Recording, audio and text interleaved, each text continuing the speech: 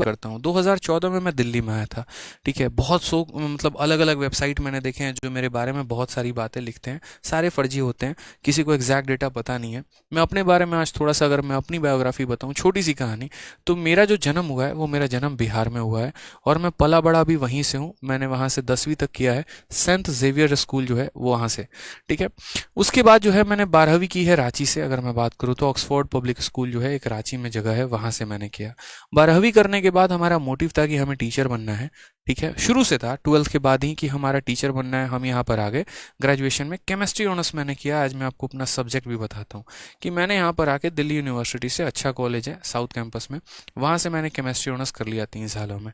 इन 3 सालों में मेरा पूरा समय जो है अपने ऑनर्स में ही निकल जाता था और ट्यूशन्स पढ़ाने में और भी चीज़ों में, तो मुझे कभी यहाँ पर तैयारी करने का मौका नहीं मिल पाया। लेकिन हाँ, मेरे गाँव के 2 लोग थे, एक मेरे अपने अंकल थे और एक उनके फ्रेंड थे। ठीक है, वो यहाँ पर एसएससी की तैयारी करने आए थे। तो उस समय उत्तम नगर में हम लोग रहते थे और बात है यहाँ पर 2014 की। और 2014 में जब वो उत्तम नगर में आए थे ना, तो वो एक कोचिंग इंस्टीट्यूट में जा रहे थे, वहां से उन्होंने तैयारी करना शुरू किया था। तो वो कोचिंग का जो संडे का मॉक होता था ना, वो उसे लेकर आते थे। और जब वो संडे का मॉक लेकर आते थे ना, तो मेरी बड़ी जिज्ञासा थी, क्योंकि पहली बार जब वो इंक्वायरी करने गए थे तो उस कोचिंग इंस्टीट्यूट का पूरा पैम्पलेट था। पैम्पलेट में उसने बता रखा था CPO, sub inspector, Delhi police में ट्रैफिक में, जो है ट्रैफिक पुलिस का किस तरीके से क्या क्या पेपर होता है, कैसे तैयारी करनी होती है। तो देख के मुझे ऐसा मोटिवेशन, अरे निकाल लेंगे, कोई टेंशन नहीं है, इंग्लिश 50 नंबर इतना हो जाएगा, कोई दिक्कत नहीं है। ठीक है, जो वो मॉक टेस्ट लेकर आते थे तो वो मॉक टेस्ट लाकर रख देंगे, क्योंकि ऑफलाइन उस समय होता था, ऑनलाइन कोचिंग तो थी नहीं। 2014-15 की बात मैं कर रहा हूँ तो। और तब मैं बेचारा 12th करके आया था ग्रेजुएशन के फर्स्ट टाइम पे। तो मैं उन क्वेश्चंस को लगाने की कोशिश करता था। जो मेरा इंग्लिश था उसके आधार पर कुछ वर्ड मैंने बता दिए।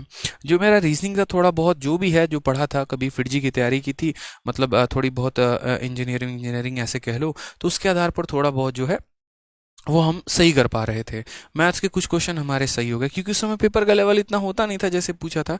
तो इंटरेस्ट आना शुरू हुआ। तो यहाँ पर क्या होता था कि मेरे ऑनर्स में मेरा पूरा समय निकल गया। तो जैसे मैंने कहा ना कि आपको ये तीनों चीज़ें करनी चाहिए, तो ये तीनों चीज़ें मैंने की हैं, तो हम आपको बता रहे हैं। ठीक है, मेरा सबसे पहले यहाँ पर जिज्ञासा हुआ कि यार करना क्या है। तो हम सबसे पहले जो है यहाँ पर गए इंस्टीट्यूट्स में, अलग अलग। उत्तम नगर में बात बता रहा हूँ, 2016 में इंक्वायरी करने।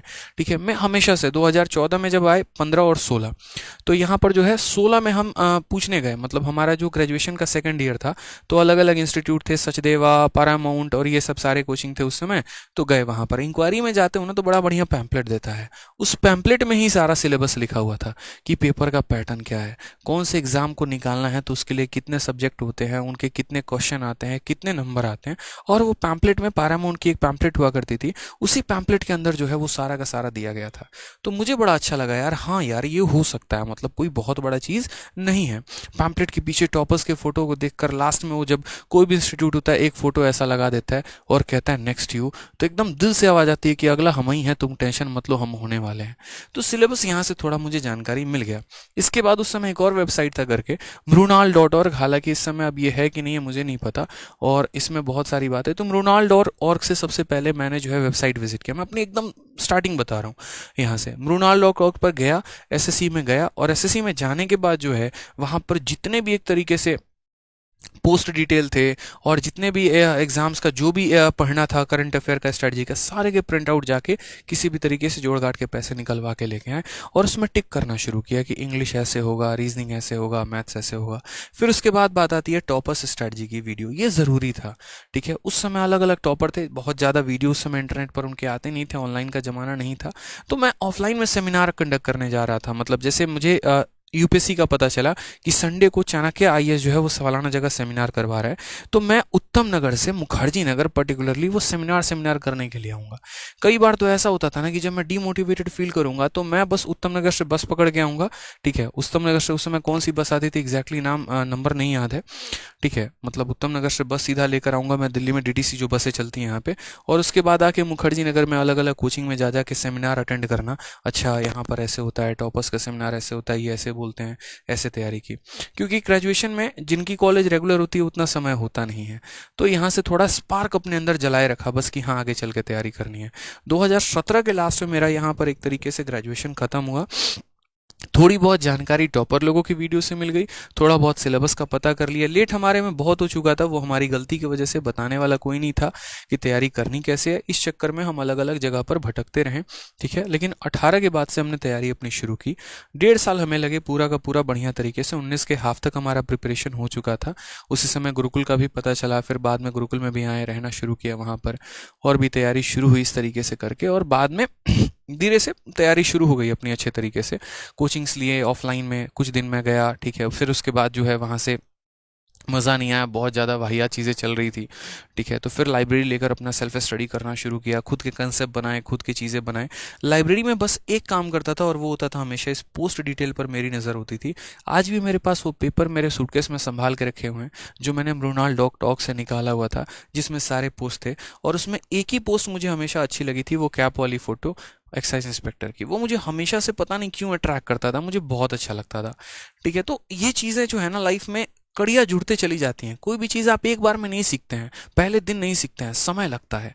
तो अगर आप बिगनर हैं ना, तो आपको सबसे पहले अपने सिलेबस पर काम करना चाहिए। टॉपर्स की स्ट्रेटजी की वीडियो देखो आप, पोस्ट डिटेल देखो आप। उसके बाद आप अपना कंसिडरेशन करो कि किताबें कौन सी अच्छी हैं, कोचिंग कौन सी अच्छी है, सेल्फ स्टडी कौन सी अच्छी है। मतलब पहला जो काम होना चाहिए ना, वो आपका काम होना चाहिए सर्च आउट का, कि आप सर्च आउट कर रहे हो बढ़िया तरीके से, लुकआउट कर रहे हो कि हाँ चलो देखते हैं सभी चीज़ें क्या हैं, कैसे हैं, क्या हैं, ताकि आपका एक बेस क्लियर हो सके एक तरीके से। जब घर बनाना होता है ना, तो मिट्टी डाल के जो नींव है उसको पक्का करना होता है, ताकि अगर नींव आपकी मजबूत हो गई तो उसके ऊपर कितनी भी बिल्डिंग खड़ी कर लो कोई फर्क नहीं पड़ता है।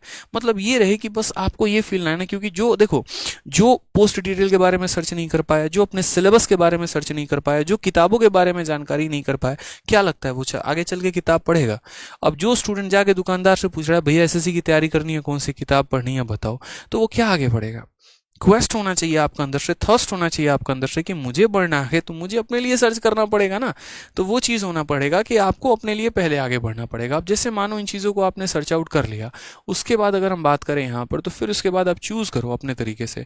आपको यूट्यूब से पढ़ना है तो यूट्यूब पर कई सारे चैनल हैं, कई सारे टीचर्स हैं जो पढ़ा रहे हैं। आपको लग रहा है कि अगर मैं यहाँ से तैयारी कर सकता हूँ, ये टीचर बढ़िया पढ़ाते हैं, कभी किसी के नाम पे मत जाना। दुनिया में कोई बोले ना कि आदित्य रंजन बहुत बड़े टीचर हैं, बहुत अच्छे टीचर है, अच्छा पढ़ाते हैं, मत पढ़ना। मैं बता रहा हूँ, आप तभी पढ़ना आदित्य रंजन से जब आपको समझ में आए, ठीक है। कोई भी एक्स वाई टीचर है, कोई भी चैनल पर है, अगर मान लीजिए वो पढ़ाता है, आपको समझ में नहीं आ रहा ना, तो मत जाना, भीड़ के पीछे मत भागना। भीड़ का कटेगा तो आपका भी कटेगा, यूँ समझ लीजिए यहाँ पे, ठीक है। तो आप अपना चैनल चूज करो, आप अपना सोर्स चूज करो कि कहाँ पढ़ना है। किसी के एप्लीकेशन का कोई पेड कोर्स लेना है, आप वो चूज करो कि हाँ भाई कौन बढ़िया पढ़ा रहा है, कैसे पढ़ा रहा है, वो आप यहाँ पर चूज करो। किताबें किसी के टॉपर के नाम पर मत जाना कि किसी किताब ने बोल दिया कि फलानी किताब बहुत अच्छी है, तो आप भी उसके ऊपर चल गए। बेशक उसके किताब का रिकमेंडेशन देखो, उसके बाद आप दुकान पर जाओ, दुकान पर उसकी एक नज़र लगाओ एटलीस्ट। जैसे अगर जीके की बात करें, तो जीके में आपका लूसेंट भी है, जीके में मनोहर पांडे भी है, जीके में क्राउन पब्लिकेशन भी है, ठीक है। बहुत बच्चे ऐसे होते हैं जिनको कहानी की तरह लूसेंट बड़ी अच्छी लगती है, लेकिन बहुत ऐसे हैं जिनको वन लाइनर अच्छा लगता है, तो वन लाइनर में यहाँ पर किसका चूज कर लेते हैं, तो वन लाइनर में वो जो है आपका क्राउन पब्लिकेशन का या मनोहर पांडे चूज कर लेंगे। तो डिपेंड करता है कि आपका यहाँ पर जो है इंटरेस्ट किसका है। बहुत लोगों को वोकैब ट्रिक से याद करना पसंद है, तो वहीं पर बहुतों को सिर्फ रटना पसंद है, ठीक है। तो डिपेंड करता है, मार्केट में हर चीज़ अवेलेबल है। तो आप अपना पहली बात तो जो है वो पता करो कि किसने क्या क्या रिकमेंडेशंस दिए, और उसके आधार पर जो है यहाँ पर आप शुरुआत करो, ठीक है। सोर्सेस पिक करो। अब जैसे मान लो कि आपने सपोज करिए कहीं पर कोई कोर्स लिया, या आप यूट्यूब से पढ़ रहे हैं या कहीं से पढ़ रहे हैं, तो अब उसके बाद आपकी जिम्मेदारी यहाँ पर यह बन जाती है कि आप उस चीज़ में बड़ा कंसिस्टेंट सा रहे। यहाँ पे थोड़ा सीरियस हो जाए जीवन में। यहाँ पर हर समय स्ट्रेटजी, हर समय गाइडेंस नहीं होता। जितनी बातें जाननी थी वो यहाँ पर आपने जान ली। अब उसके बाद यहाँ से कंसिस्टेंट होकर पढ़ना शुरू करिए। कंसिस्टेंसी कैसे रखनी है, तो कंसिस्टेंसी ऐसे रखनी है कि मान लीजिए कि मैं आज से अपनी तैयारी शुरू कर रहा हूँ और मेरे पास बहुत अपार समय है। तो अब ये अपार समय है, तो मुझे यहाँ पर क्या करना है, तो मुझे सबसे पहले अपना शेड्यूल बना लेना है कि मुझे यहाँ पर करना क्या है। शेड्यूल, बहुत लोग ऐसे एकदम हार्ड एंड फास्ट शेड्यूल बनाते हैं कि 6 से 7 तो सिर्फ मैथ ही पढ़ेंगे, और ऐसे लगता है जैसे मान लो यहाँ पर कि 6 से 7 मैथ पढ़ने के बाद 7:01 पे ये तुरंत मैथ की किताब हटा के रीजनिंग की किताब रख देंगे, फिर रीजनिंग हटा के तुरंत ऐसे रख देंगे। खतरनाक खतरनाक शेड्यूल होता है। एक बच्चे का तो मैंने शेड्यूल देखा, पूरे दिन में शेड्यूल गायब है, और उसका शेड्यूल शुरू होता है शाम के 4 बजे से और चलता कितने बजे है, रात के 4 बजे तक। तुम रात में क्या ही पढ़ रहे हो, मुझे यही समझ में नहीं आता है। ठीक है। मुखर्जी नगर में कई ऐसे बच्चे हैं दिन भर गायब रहते हैं, रात भर लाइब्रेरी में पढ़ते हैं। अब वो वाकई में पढ़ते हैं नहीं पढ़ते हैं वो वहीं जाने, भगवान जाने, मुझे नहीं पता। बहुत बच्चे ऐसे हैं जो पूरी रात वाकई में डेडिकेशन के साथ पढ़ते हैं। बहुत ऐसे भी हैं जो बस मूवी देखने में निकाल रहे हैं, लेटे पड़े हैं, कान में ईयरफोन लगाए हैं कर रहे हैं और दूसरे को देखते हैं ऐसे जैसे पता नहीं क्या है। ठीक है। तो मुझे समझ में नहीं आता यहाँ पर ऐसा शेड्यूल नहीं होना चाहिए। शेड्यूल बहुत टाइट भी नहीं होना चाहिए, शेड्यूल बहुत फ्लेक्सिबल भी नहीं होना चाहिए। कुछ का तो शेड्यूल ऐसा बनता है ना जिससे पता चले कि यहाँ 4 दिन में एसएससी का पूरा सिलेबस जो है वो खत्म कर देंगे। भौकाल लेवल का शेड्यूल बनाते हैं। अगर पद्मश्री कहीं पर रखा हुआ है तो इन्हें लाके देना चाहिए। अब चाहे वो उसका 1% भी फॉलो करे ना करे, शेड्यूल बहुत तगड़ा बना है यार। जीवन में यही काम एक अच्छा करते हैं भाई, शेड्यूल बनाने में तेरा भाई बहुत परफेक्ट है। ठीक है। सुबह 4 बजे उठना है तो उठना है, अलार्म बज रहा है साला बजने दो, कोई फर्क नहीं पड़ता। ठीक है। नहीं उठेंगे बाद में अलग बात है, लेकिन नहीं कसम खा के सोए हैं रात में 4 बजे उठेंगे। 4 AM वेकअप, खतरनाक वाला मतलब। ठीक है। फिर उसके बाद 5 AM जो है यहाँ पर एकदम फ्रेश व्रेश होके 6 AM से वोकैबलरी। पहले ही तुम्हारा गड़बड़ है, यहाँ 2 घंटा तो तुम ऐसे ही वेस्ट कर दिया। अगर 4 बजे तुम उठ चुके हो तो ठंडी के समय में कौन सा तुमको नहाना है कि तुम 6 बजे यहाँ वोकैब पढ़ने जा रहे हो। इससे बढ़िया तो तुम 5:30 में उठ जाते, आधा घंटा में फ्रेश हो गए, 6 बजे से पढ़ना शुरू कर देते। तो इतना भौकाल लेवल का मत बनाओ शेड्यूल यहाँ पे कि हमें राष्ट्रपति पुरस्कार के लिए जो है आपको मनोनीत करवाना पड़ जाए। समझ रहे हैं। कुछ ऐसा बनाइए थोड़ा तरीके का रहे, तमीज का रहे, जो आपके काम में आ सके और वाकई जिनको आप फॉलो कर सकें। ठीक है।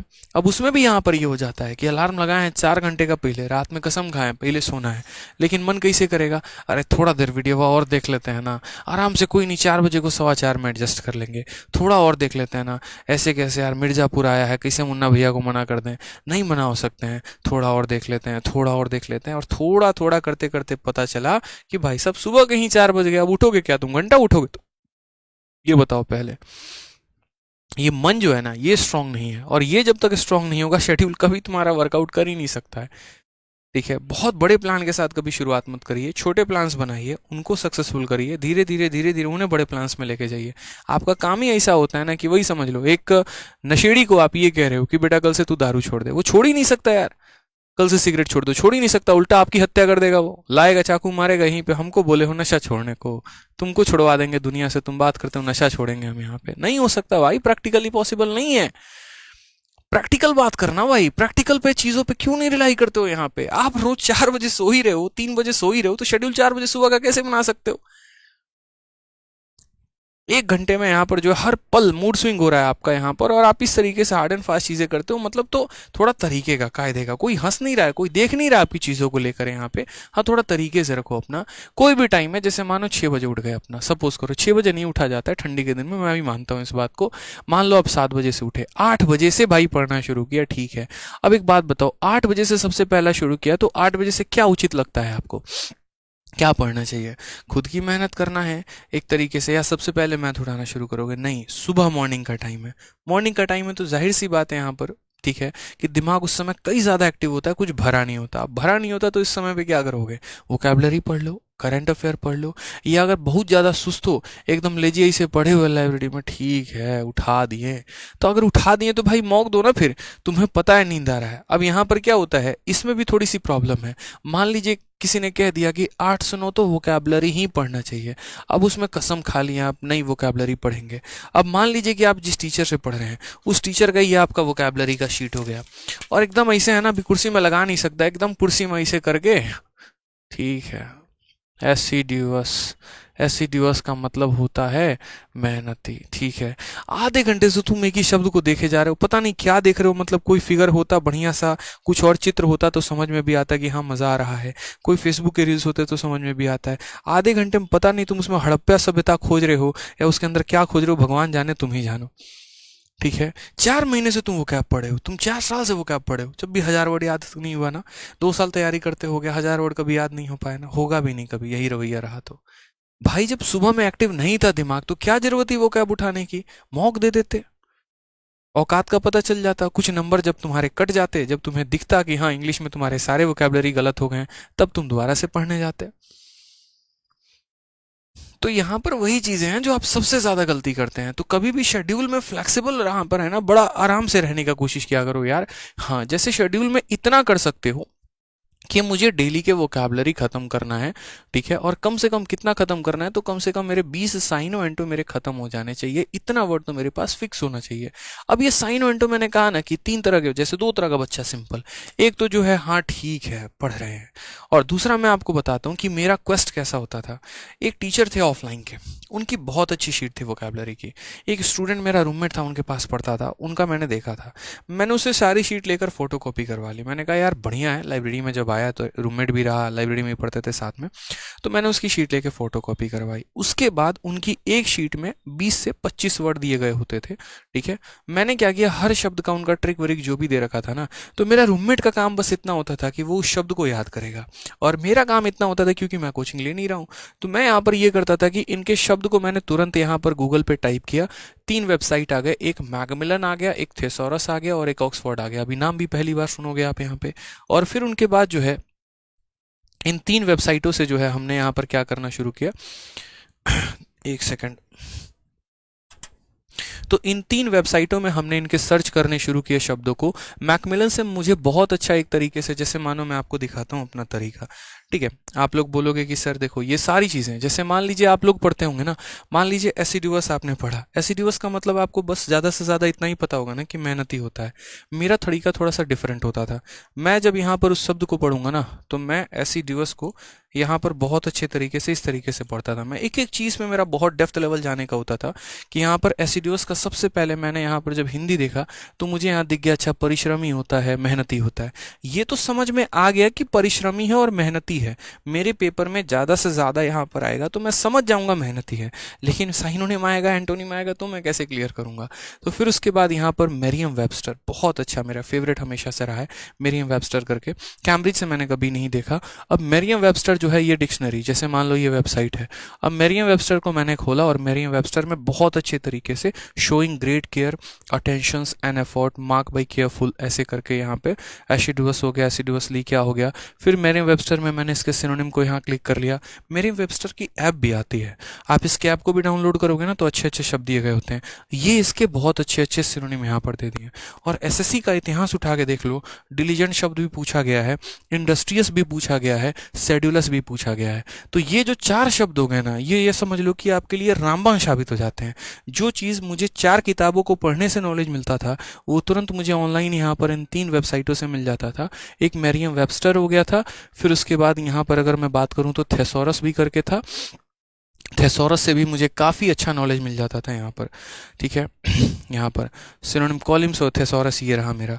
अब थेसोरस में भी देखो तो ऐसे करके इन्होंने बहुत अच्छा दे रखा था। लाल का मतलब यहाँ पर ये हो गया कि एकदम परफेक्ट, एकदम एग्जैक्ट इसके मीनिंग है, और पीला का मतलब हो गया थोड़े थोड़े मिलते जुलते हैं यहाँ पर। तो अगर आप देखोगे तो स्क्रोप्लस ये भी बहुत अच्छा शब्द है, स्क्रोर प्लस नहीं हो रहा है यहाँ पर। जीलस हो गया मेहनती, जिसको हम बोलते हैं, जील का मतलब यहाँ मेहनत, आर्ड्यूअस, ठीक है, कठिन परिश्रमी, इस तरीके से करके। अब ये सारे शब्द होते थे, तो मैंने एक शब्द पढ़ा, उसके कई सारे यहाँ मीनिंग लिख लिए, और मेरा बस यहाँ पर काम ये होता था कि वो लड़का एक दिन में 20 याद करेगा, तो मैं हर शब्द के कम से कम 2 शब्द तो लिखूंगा ही, और मेरा तुरंत यहाँ पर 20 × 3 हमारा हो जाता था 60। एक वो शब्द, 2 उसके सिनोनिम, यानी एक शब्द के 3, 60 मेरे हो जाएंगे।